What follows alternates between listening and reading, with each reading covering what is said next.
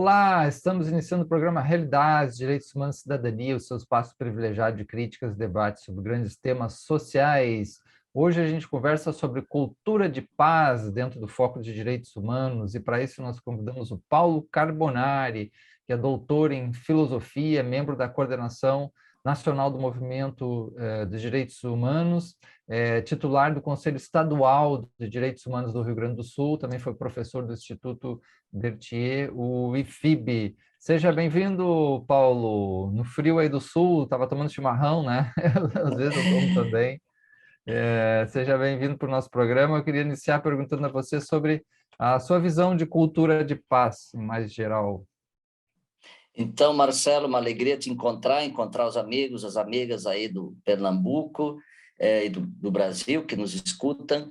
Falar de cultura de paz é falar de um tema muito, muito importante, né?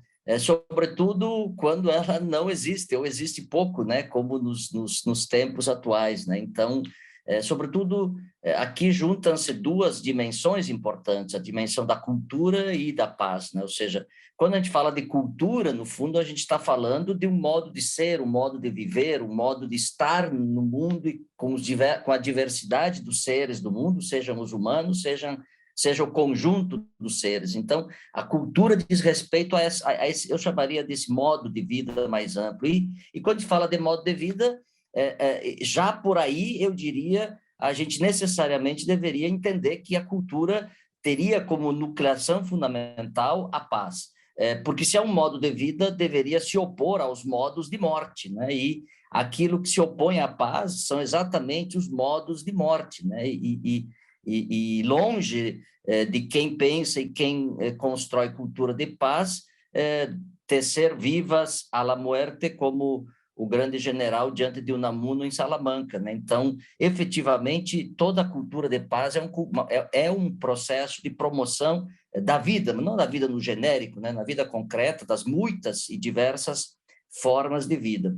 Eu também diria que, para que a gente possa, então, concretizar a cultura de paz, trata-se, no fundo, na minha compreensão, de reconhecer que a vida é um processo conflituoso, ou seja, a harmonia, ou o processo de convergência, ou a paz, é uma construção, ela não é um dado natural, ela não está posta, porque a vida também é profundamente conflituosa, nós vivemos o tempo inteiro nas relações e nos processos dinâmicas conflituosas. O conflito não é o problema é como é que a gente lida com ele, ou seja, se a gente o reconhece, se a gente o compreende e se a gente produz dinâmicas de mediação. Né? O avesso da paz, ou a guerra, ou a violência, ocorre, na minha compreensão, quando a gente não media adequadamente os conflitos, não lida bem com eles e deixa que eles tomem aquela agressividade que é parte da vida e transformem ela em destruição do outro, né? Em destruição da alteridade, em destruição da outra,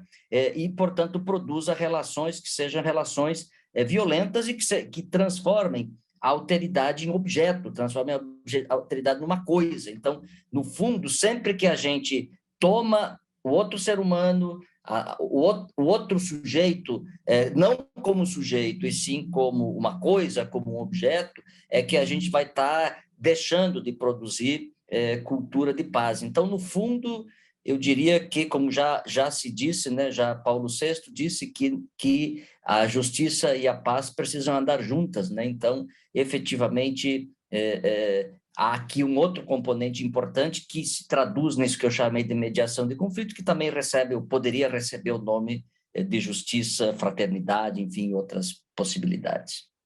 Interessante. Esse já está no contexto daquilo que eu ia perguntar para você, a relação entre os direitos humanos, né, e a cultura de paz. Se quiser traçar alguma coisa mais sobre isso também, para depois eu estou me coçando aqui para te perguntar sobre a questão por que algumas pessoas têm um conceito tão problemático, tão limitado de direitos humanos, né? Tipo, direitos humanos é algo para bandido, é defender, né, a rebeldia, não sei o quê. Esse eu também depois quero ouvir isso de você. Então, a relação de cultura de paz e direitos humanos e esse conceito de direitos humanos, né, é tão problemático que a gente vê em alguns lugares, pelo menos, né? Então, eu diria que não há como separar cultura de paz de direitos humanos.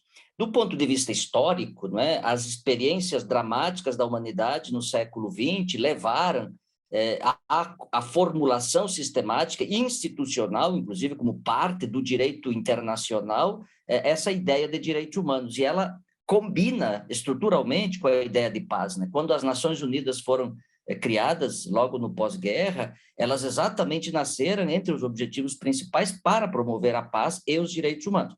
Se a gente for fazer uma avaliação histórica, obviamente se deu muitos passos, muitos avanços importantes, mas ainda estamos muito longe tanto de promover a paz quanto de promover e realizar os direitos humanos. Mas, em termos concretos, e do ponto de vista da história da humanidade, da dinâmica dos povos, eu diria, para além, portanto, das instituições, né, falar de paz e direitos humanos é falar de dois valores ou duas dimensões que são constitutivas, fundamentais da vida humana e que não tem como serem separadas, né? Porque os direitos dizem aquilo que a humanidade reconhece como sendo os bens, e aqui bens no sentido amplo, né? Sejam simbólicos, materiais, espirituais, enfim, a diversidade dos bens que são necessários para que a vida seja realizada no máximo possível da sua plenitude. Então, quando a gente fala de direitos humanos, a gente está falando de direito à liberdade de expressão, à liberdade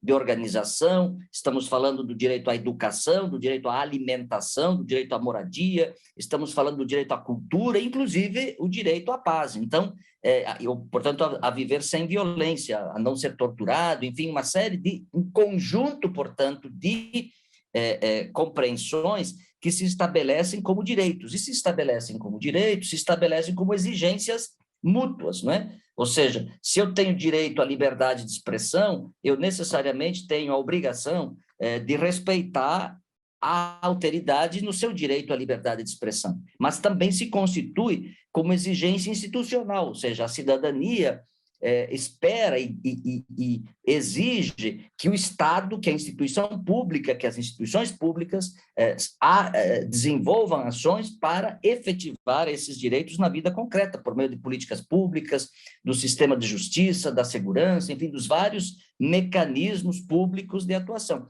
Isso também é um compromisso da comunidade internacional, no sentido de que os vários povos e as várias nações, os vários estados, também se comprometem a colaborar uns com os outros para que tanto a paz quanto os direitos humanos sejam promovidos no cotidiano. Claro que é preciso fazer essa reflexão. A gente, quando olha para a realidade do nosso país, a realidade do mundo, a gente vai ver que, infelizmente, a imensa maioria das pessoas ainda não conhece os direitos humanos. Não só porque não estudou ou porque não ouviu falar direito, mas porque na vida cotidiana delas, o que a gente percebe e vê são situações de gravíssimas violações de direitos humanos. As próprias Nações Unidas diziam, alguns anos atrás, que quando se tem uma situação de fome ou de extrema pobreza, há ali uma violação massiva dos direitos humanos. E nós sabemos que a imensa maioria da humanidade vive em condições ainda muito precárias do ponto de vista do acesso às condições básicas de vida. Então, esse é um primeiro elemento importante. Por outro lado, também, a gente facilmente vê os estados hegemônicos usando os direitos humanos, usando a própria ideia de paz para promover a guerra, né? Então, e para realizar intervenções, para realizar processos que acabam resultando em morte de populações inteiras. Então, e por outro lado também a gente pode ver outras situações onde se invoca certas características particulares que são violentas, que são opressivas, sobretudo em relação a mulheres ou LGBTQIA+, ou outros grupos sociais, como formas de repressão e de manutenção, digamos assim, de lógicas de opressão. Então, digamos, infelizmente, ainda nós temos muito a avançar para que os direitos humanos efetivamente caminhem como efetivação para realizar aquilo que eu dizia, que as condições para, resumindo, eu chamaria, invocando aqui uma categoria das tradições indígenas, sobretudo, que é a ideia do bem viver, e, por outro lado, também a participação social, política, e, por fim, também o reconhecimento na condição que cada uma né? Certo, Paulo. Então, a gente vislumbra tem um grande trabalho, né, que se tem no país e em outros lugares, mas sobre a consciência real dos direitos humanos como justiça, como ação, como resgate de direitos, né? E aí eu vejo também a bandeira ali atrás de você do Movimento Nacional dos Direitos Humanos, né? Temos ainda 2 minutos e meio, se você puder falar um pouco desse contexto, dessa dimensão do movimento e esse resgate que nós falávamos aí para as pessoas superarem esses conceitos limitados, né, de direitos humanos? Então, o movimento é uma organização, na verdade, uma rede. Esse ano, felizmente, celebramos 40 anos. Em janeiro de 1982, ainda em plena ditadura militar, um grupo de organizações, eram em torno de 40 organizações do Brasil inteiro, se reuniram em Petrópolis e criaram esse espaço que, desde lá, articula organizações de base, né? Organizações locais, grupos de direitos humanos. Aí do Pernambuco tem o SENDEC, tem o GAJOP, tem várias outras, Mulher Maravilha, várias outras organizações que são, a gente chama, filiadas a esse movimento. Então, o movimento é isso, é uma rede que articula organizações locais para fazer a promoção e defesa dos direitos humanos. Então, digamos assim, um processo mesmo de organização de base para exigir políticas públicas, para fazer monitoramento de compromissos, incidir na ONU para cobrar que o Estado brasileiro cumpra suas obrigações, enfim, um conjunto de atividades, fazer educação em direitos humanos, uma série de ações que colaboram para que efetivamente a gente possa, no cotidiano brasileiro, dar passos junto com outros movimentos, outras organizações,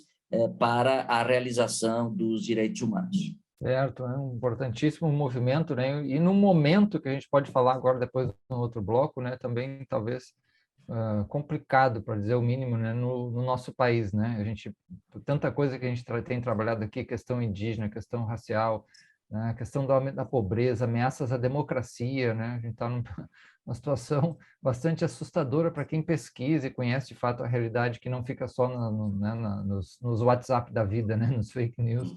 Então, vamos fazer um pequeno intervalo e a gente volta a conversar sobre cultura de paz no foco dos direitos humanos com o Paulo Carbonari, que é doutor em filosofia, que é membro do Movimento Nacional dos Direitos Humanos e também do Conselho Estadual de Direitos Humanos do Rio Grande do Sul. Voltamos já já.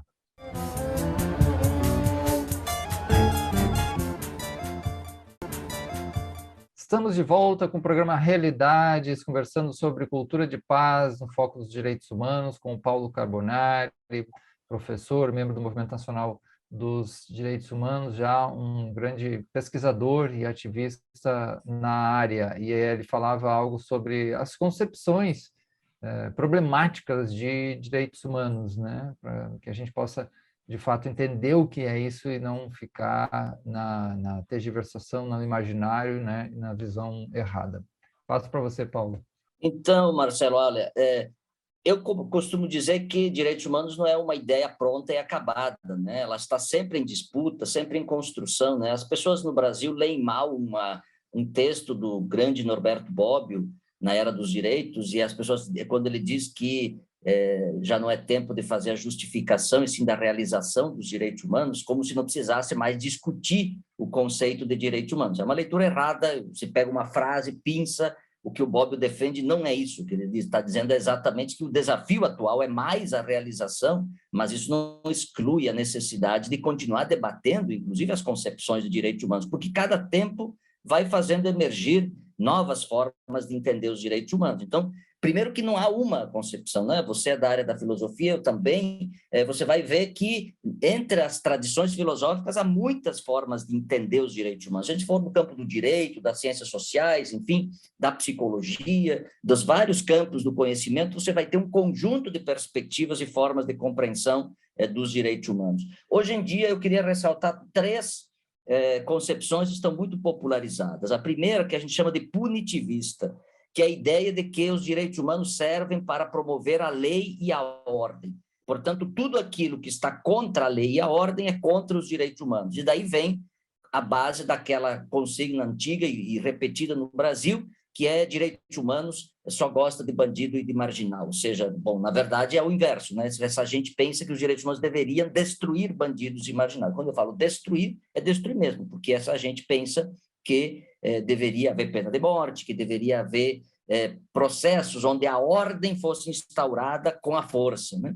Então, essa é uma primeira concepção e que se traduz em várias perspectivas. Não é que a gente seja a favor da impunidade, pelo contrário, ou não acho que deva haver algum grau de punição em razão daquilo que é feito contra a lei, ou é contra a lei. Não, o problema é usar isso como recurso de força e de imposição e opressão. Uma segunda compreensão tem chamado de seletivista, né? Ela se traduz naquela expressão que diz, bom, eu até sou a favor dos direitos humanos, mas só dos humanos direitos. Ela é uma compreensão que é extremamente excludente, né? E ela tem a raiz lá na escravidão, ela tem a raiz lá no extermínio indígena, no machismo, no holocausto, enfim, nas piores práticas que a humanidade construiu, porque, no fundo, ela reconhece que a humanidade que está em cada ser humano não é a mesma, que existem humanos mais humanos do que os outros. Então, existem humanos que podem ser e devem ser destruídos, eliminados, ou, como disse, poderia dizer, matáveis, né? Então, essa concepção, ela parece simpática, mas, no fundo, ela é extremamente dura. E a terceira, tão disseminada hoje em dia, é a concepção meritocrática, né? Que é a ideia de que tudo se resolve pelo self-made man, ou seja, pelo mérito do indivíduo, que o indivíduo se dá a si mesmo, né? Não é o mérito que é reconhecimento dos outros, das outras, mas é o mérito de si mesmo, que é essa lógica, né, do Homo economicus, que resolveria tudo pelo individualismo, sem a dimensão social e coletiva das coisas, como se tudo que se garante como mérito. Então, são três concepções muito desenvolvidas, e a gente vai ver isso presente nas políticas atuais, por exemplo, que afrontam, portanto, a ideia de universalização, ou seja, os direitos humanos são sempre uma perspectiva de universalização, não de universal, mas de universalização, no sentido de que toda a busca dos direitos humanos é promover direitos para todas e todos e todos, né? Ou seja, não há direitos que não sejam assim. Qualquer coisa que não seja assim será privilégio, que é o avesso de direitos, né? E afronta um outro princípio fundamental dos direitos humanos, que é a não discriminação, ou seja, discrimina e elimina, exclui, e, por fim, também um outro princípio importante, que é a indivisibilidade, que acha que há certos direitos mais importantes do que outros. Quem acompanhou a nota técnica do Ministério da Mulher, da Família e Direitos Humanos sobre a vacinação de crianças no Brasil vai ver lá uma proposta de cisão, de acabar com a indivisibilidade dos direitos, porque coloca o direito à saúde contra o direito à liberdade. Na verdade, não há liberdade sem saúde, nem saúde sem liberdade. Isso significa indivisibilidade. Não dá para cindir os direitos. Se a gente lembrar aqui das falas do presidente, do ministro da Saúde, no enfrentamento da pandemia, vocês vão ter uma lista imensa de exemplos de dizer ou isto ou aquilo. Em direitos humanos não existe ou isto ou aquilo, do ponto de vista conceitual. Direitos humanos são sempre includentes. A gente quer tudo já, como disse já alguém, ou como disse o poeta, a gente não quer só comida, a gente quer comida, diversão e arte o tempo todo e por toda parte. Então, isso é pensar perspectivas de direitos humanos. O que está aí, infelizmente, é o contrário. Certo, Paulo. Sobre a questão do conflito em si, eu estava vendo, né, também a gente trabalha na Universidade Federal, criamos a disciplina, né, de Filosofia da Não Violência, que envolve cultura de paz, e a gente trabalha, por exemplo, a relação de conflitos violentos com violento e conflitos não violentos, né? E aí, por exemplo, uma pesquisa da Erika Chenoweth, ela mostra que entre 2000 e 2006, 70% das campanhas não violentas, por exemplo, para derrubar ditaduras ou várias ações de direitos, foram bem-sucedidas. 5 vezes a taxa de sucesso das campanhas violentas. E no século XX descobriu que as campanhas não violentas tiveram sucesso 53% das vezes, em comparação a 26% das campanhas e resistências violentas. O que você acha disso, né? Porque isso talvez ligar com essa ideia do amor consciente ou inconsciente que as pessoas têm tanto à violência, o uso da violência, né? Achando que ela que resolve, né? Nós vivemos hoje no Brasil uma promoção da cultura do ódio e da violência, da arma, né? da virilidade, da masculinidade torta, enfim, todas essas dinâmicas. Então, a começar pela figura primeira do governo do país, que o tempo todo, inclusive, aparecem imagens promovendo essa dinâmica com crianças, o que é um absurdo. Inclusive, denunciamos ao Comitê dos Direitos da Criança e do Adolescente da ONU a esse respeito. Então, digamos assim, a dinâmica, infelizmente, do contexto em que nós vivemos é uma dinâmica de promoção de formas violentas, de dinâmicas violentas de convivência. Então, é importantíssimo que a gente compreenda que, sim, como eu disse no começo, os conflitos são os mais diversos, mas o mais importante, eu diria, é a gente poder criar mecanismos coletivos, mecanismos e dinâmicas, estratégias que colaborem para que os conflitos sejam mediados. Acho que isso que você chama de cultura não violenta. Para mim, a violência acontece quando a gente deixa os conflitos descambar para dinâmicas que transformam a agressividade, que transformam esse conflito em violência. Então, efetivamente, a gente precisa dar passos importantes para a promoção da cultura de paz. Certo, Paulo. E como é que você vê, assim, olhando um pouco, você falou em termos do Brasil, né? Como é que você vê essa dimensão da construção de uma paz possível nesse contexto de um, né, que é próprio federal, que é tanto a dimensão da pregação armamentista, da morte, né? O gabinete do ódio, que a gente viu que o STF investigou, e quantas coisas a gente nunca tinha visto. Parece que aflorou todas as sombras para fora, centenas de células com contexto nazista, milhares de sites são, né, tirados do ar porque são ou negacionistas ou defensores de nazismo. Parece que o que está acontecendo com o Brasil? Cadê a nossa paz? Não somos o povo pacífico? Acho que, primeiro, não necessariamente somos um povo pacífico. Nós temos experiências históricas muito importantes que nos ajudaram a promover experiências muito importantes de construção de relações que lidaram com os nossos conflitos, né? Recentemente, nos últimos anos, eu costumo dizer, o que aconteceu foi que o Capitão do Mato foi solto de novo, né? Ou seja, o Capitão do Mato, essa figura que era o terror dos negros e negras escravizados, foi solto novamente. Então, ele se entende como a referência histórica. Então, o referencial produzido por essas dinâmicas é um referencial de força, de morte, de destruição, né? E pior, como se isso fosse promoção da vida. Então, tem uma inversão, assim, uma dinâmica que vai invertendo as coisas, vai, digamos assim, produzindo, dizendo que é preciso morrer para viver, lógicas, é preciso matar os que matam para que os bons continuem vivos, os do bem contra os do mal. Essas lógicas são lógicas que efetivamente alimentam o que de pior a humanidade construiu como experiência histórica, ou seja, alimentam a destruição, alimenta a desumanização. Invocando aqui o grande Paulo Freire, né, pernambucano também, para homenageá-lo ainda no centenário, se trata de efetivamente promover aquilo que ele chama, inspirado no Fromm, a cultura, a necrofilia, né?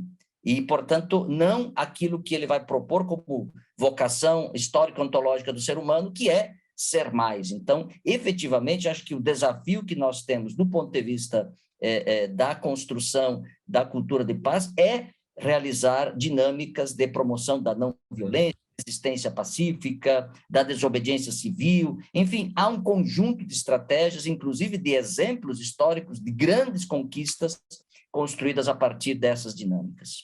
Pronto, justamente esse ponto que eu gostaria que a gente encerrasse com esse ponto, temos aí 1 minuto e meio, 2 minutos, que você falasse um pouco dessas experiências positivas, do que fazer, ações positivas, né, ou então projetos e tal, para a gente ficar com essa perspectiva.